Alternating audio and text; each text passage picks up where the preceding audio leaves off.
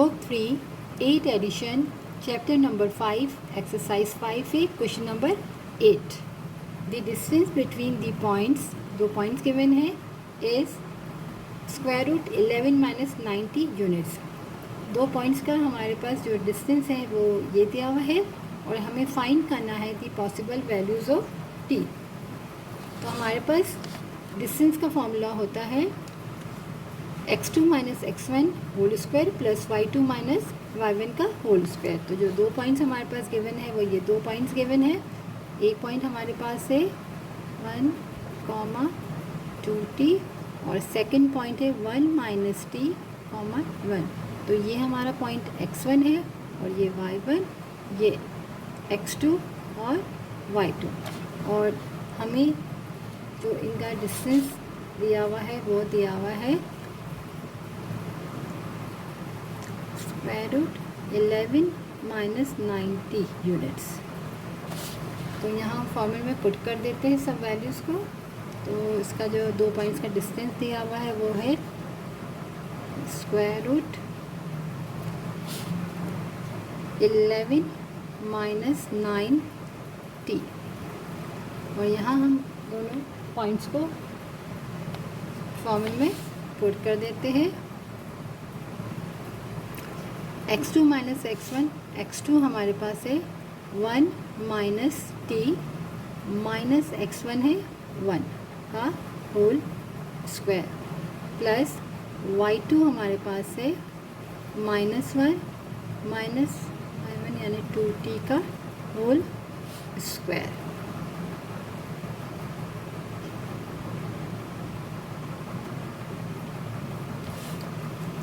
-1 और ये +1.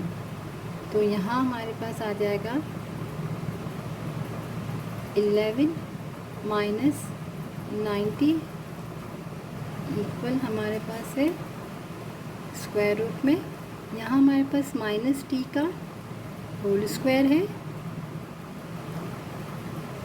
और यहाँ हमारे पास बचा है प्लस -1 माइनस 2t का होल स्क्वायर.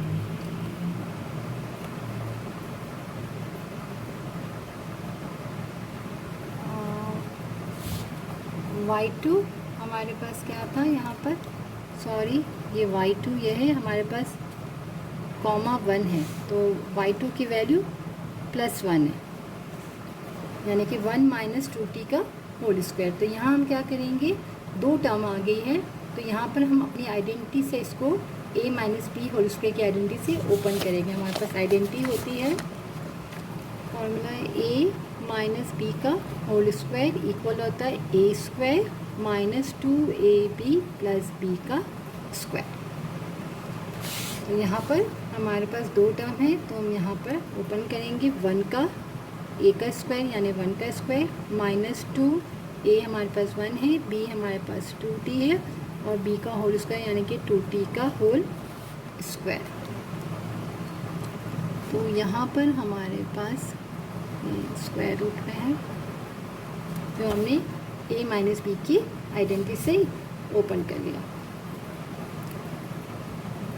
11 माइनस 90 इक्वल है यहाँ पर -t का स्क्वायर हो जाएगा, minus into minus plus T ज़ा t स्क्वायर प्लस 1 का स्क्वायर 1 माइनस 4t क्योंकि 2 2 ज़ा 4t और लास्ट में 2t का होल स्क्वायर यानी कि 2 2 ज़ा 4t का होल स्क्वायर.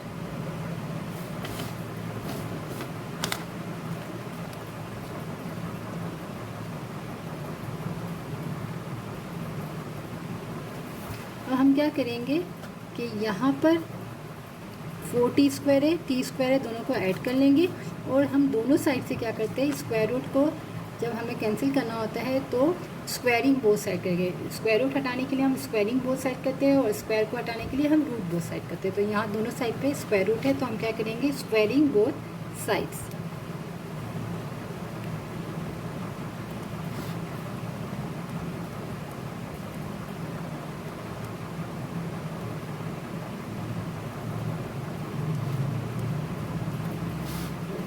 और यहाँ पर भी हम क्या करेंगे, 4t और t का हो जाएगा 5t का स्क्वायर। हमने क्या किया साथ में t स्क्वायर और 4t स्क्वायर, तो 4 और 1 5t स्क्वायर। फिर हमने टी वाई टर्म को लिखा -4t को और +1 को, और हमने यहाँ पर स्क्वायर रूट भी और स्क्वायरिंग भी कर दी। तो ये इससे हमारा कैंसिल हो जाएगा और ये इससे हमारा कैंसिल हो गया। हमारे पास आ गया 11 - 9t इक्वल है 5t स्क्वायर -4t + 1। हम क्या करेंगे कि सारी वैल्यूज़ को हम एक साइड पे लेफ़्ट साइड पे शिफ्ट कर देते हैं। 11 - 9t -5t स्क्वायर जब लेफ़्ट साइड पे शिफ्ट करेगा तो साइन चेंज हो जाएगी, +4t - 1 इक्वल है 0 के। अब अरेंज भी कर लेते हैं। पहले हम स्क्वायर वाई टर्म को लिख लेते, फिर हम -9t और +4t यानी टी वाई टर्म को, फिर हम कांस्टेंट टर्म को +11 - 1 इक्वल है 0 के।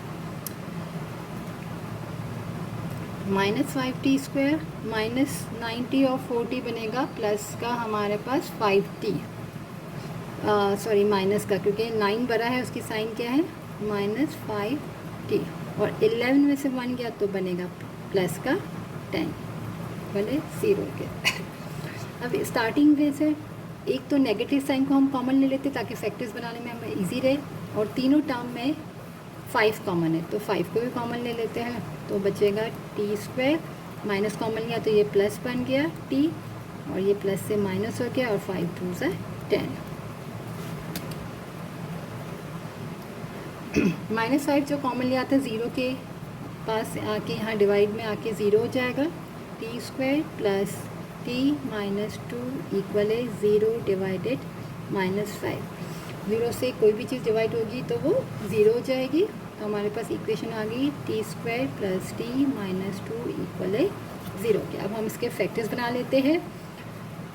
स्टार्टिंग में टी स्क्वायर के साथ कोई भी टर्म नहीं, यानी कि 1 है, 1 को 2 से करेंगे तो 2 आएगा, सेम ही रहेगा।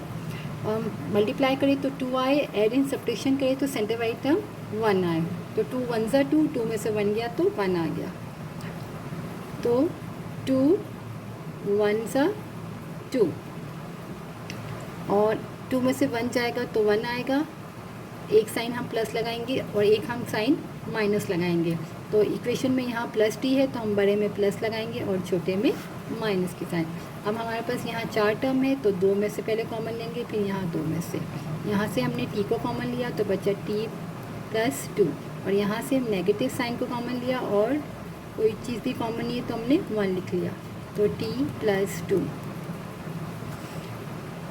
यहाँ हमारे दोनों ब्रैकेट सेम आ गए। अब हम क्या करेंगे, 2 टर्म है, एक टर्म ये है एक टर्म ये है, तो दोनों में क्या कॉमन है, t + 2 कॉमन है, वो हम कॉमन ले लेंगे, और यहाँ से बचा t और यहाँ से बचा -1, ये साथ हो 2 वैल्यूज़ आ जाएगी।